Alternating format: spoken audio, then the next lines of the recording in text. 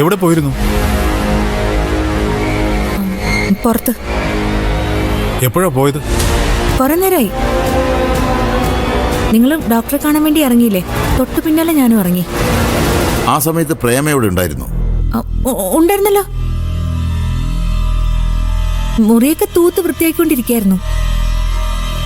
നിന്നോട് പ്രേമ എന്തെങ്കിലും പറഞ്ഞിരുന്നോ? എവിടെയെങ്കിലും പോകുന്ന കാര്യമോ മറ്റോ? ഇല്ല. അല്ലെങ്കിലും എന്നോടൊന്നും പറയാറില്ലല്ലോ. അല്ല, എന്നെ എന്തിനാ ഇങ്ങനെ ചോദ്യം ചെയ്യുന്നേ? ചോദ്യം ചെയ്തൊന്നും അല്ല മോളെ. പ്രേമയെ അവളെ ഇപ്പൊ കാണാനില്ല. അയ്യോ, എവിടെ പോയി? എവിടെ പോയെന്ന് അറിയില്ല. ഞങ്ങൾ വരുമ്പോഴും ആരുമില്ല. പുറത്തു പോയതായിരിക്കും എന്ന് വിചാരിച്ച് ഇത്രയും നേരം കാത്തിരുന്നു. വന്നില്ല.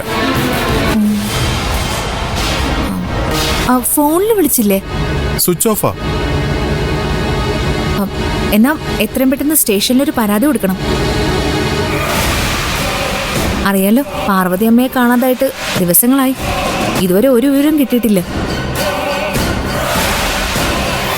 അങ്ങനൊരവസ്ഥ നമുക്കുണ്ടാവരുത്. പരാതിയൊക്കെ കൊടുക്കാം. ആദ്യം സിദ്ധു ഒന്ന് വരട്ടെ. എന്നാലും പ്രേമിച്ച് ഇതെവിടെ പോയതായിരിക്കും? അല്ല, ഇങ്ങനെ പതിവില്ലാത്തതാണല്ലോ. ഇനി വല്ല ആക്സിഡന്റിനെ പറ്റി കാണോ? അങ്ങനെയൊന്നും പറയല്ലേ. ഒരു അപകടവും കൂടാതെ തിരിച്ചെത്തണമെന്നാ എന്റെ ആഗ്രഹം. ആ ആഗ്രഹം നടക്കട്ടെ. ഞാനും പ്രാർത്ഥിക്കാം.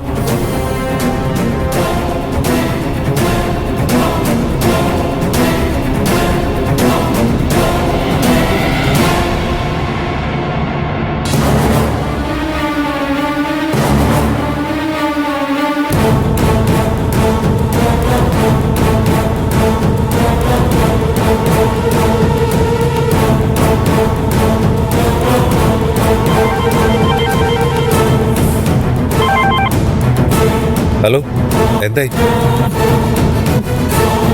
ഇവിടെ എല്ലാവരും വിവരം അറിഞ്ഞു കഴിഞ്ഞു ശരത്തെ.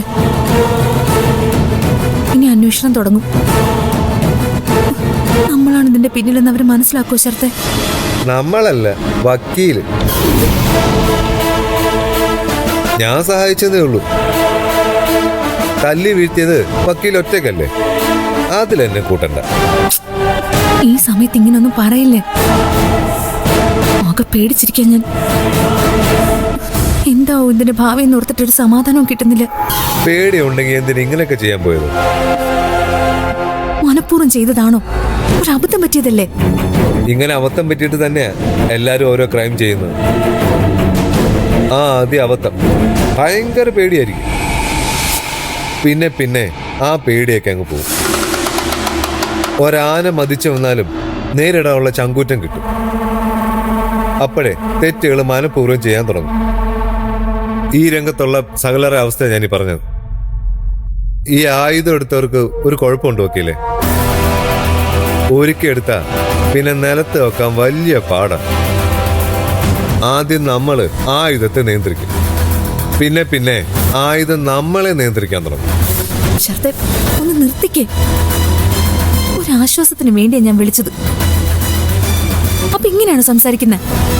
ഞാൻ വെറുതെ പറഞ്ഞതേ ഉള്ളൂ. ചേച്ചി ഇപ്പൊ എവിടെയുണ്ട്? അതൊന്നും ഓർത്ത് പേടിക്കണ്ട. എന്റെ കസ്റ്റഡിയിലുണ്ട്, സേഫ് ആയിട്ട്.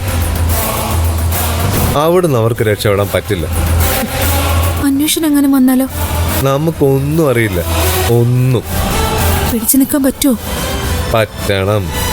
അല്ലെങ്കിലേ തൂങ്ങാൻ പോകുന്നതേ വക്കീലായിരിക്കും. ഞാൻ പറക്കും, പൊന്മാൻ പറക്കുന്ന പോലെ. പെടുന്നത് വക്കീല് മാത്രമായിരിക്കും.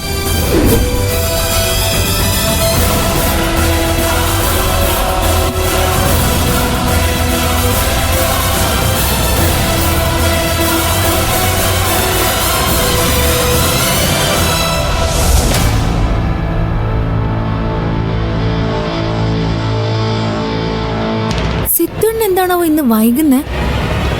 അല്ലെങ്കിലും ഇങ്ങനെയാ, ഒരാവശ്യം വന്ന ഒരാളെ സമയത്തിന് സഹായത്തിന് കിട്ടില്ല.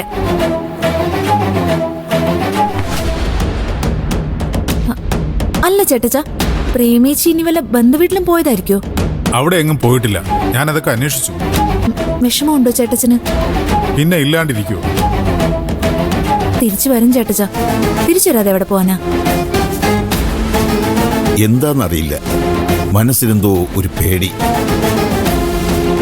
എന്തോ ഒരാപത്ത് വരാൻ പോകുന്നെന്ന് ഉള്ളിലിരുന്ന് ആരോ പറയുന്നത് പോലെ. അങ്ങനെയൊന്നുമില്ല. പാർവതിയമ്മയെ കാണാതെ പോയിട്ട് ഇതുവരെ തിരിച്ചു കിട്ടിയില്ലല്ലോ. അതോർത്തിട്ടാവും പേടി പോലെയൊക്കെ തോന്നുന്നത്. പാർവതിയമ്മ വീട്ടിൽ നിന്ന് ഇറങ്ങിപ്പോയത് രാത്രിയാ, ഇത് പകലല്ലേ. രണ്ടും വ്യത്യാസമുണ്ട്. അല്ലെങ്കിലും നമ്മളിപ്പോ നെഗറ്റീവ് ഒന്നും ആലോചിക്കരുത്, തളർന്നു പോവും. പ്രേമേച്ചി തിരിച്ചു വരുമെന്ന് വിശ്വസിക്കാനാ എനിക്കിഷ്ടം. ഞങ്ങൾക്കും ഇഷ്ടം അതൊക്കെ തന്നെയാ. പക്ഷെ നേരെ ഇത്ര ആയില്ലേ, അതാ ഉള്ളിലൊരു പേടി. എന്റെ ചേട്ടച്ച, ഇങ്ങനെ കൊച്ചുകുട്ടികളെ പോലെ ആവല്ലേ. കയ്യിലിരിക്കുന്ന ഫോൺ എവിടെയെങ്കിലും ഒന്ന് കളഞ്ഞു പോയിന്നിരിക്കും. പ്രേമേച്ചിക്ക് വിളിച്ചു പറയാൻ പറ്റുമോ? അതെനിക്ക് മനസ്സിലാവും. പക്ഷെ എന്തിനിത്ര വൈകണം, അതാ മനസ്സിലാവാത്തത്. ഫോണ് പോയത് പ്രേമേച്ചി അറിഞ്ഞിട്ടില്ലെങ്കിലോ? ഫ്രണ്ട്സുമായിട്ട് വല്ല സിനിമയ്ക്കോ മറ്റോ പോയിട്ടുണ്ടെങ്കിലോ? അങ്ങനെയൊന്നും പോകുന്നവളല്ല അവൾ. അഥവാ പോയ തന്നെ എന്നോട് പറയാതിരിക്കത്തില്ല. എന്നാ പിന്നെ എന്തായിരിക്കും സംഭവിച്ചിരിക്കുക? അതാ അറിയാത്തത്. എത്രയും പെട്ടെന്ന് അവളൊന്ന് വന്നാ മതിയായിരുന്നു. വരും, ഉറപ്പായിട്ടും വരും. നമ്മൾ അങ്ങനെ ഒന്ന് വിശ്വസിച്ച് നോക്കിയേ, പ്രേമിച്ച് വന്നിരിക്കും.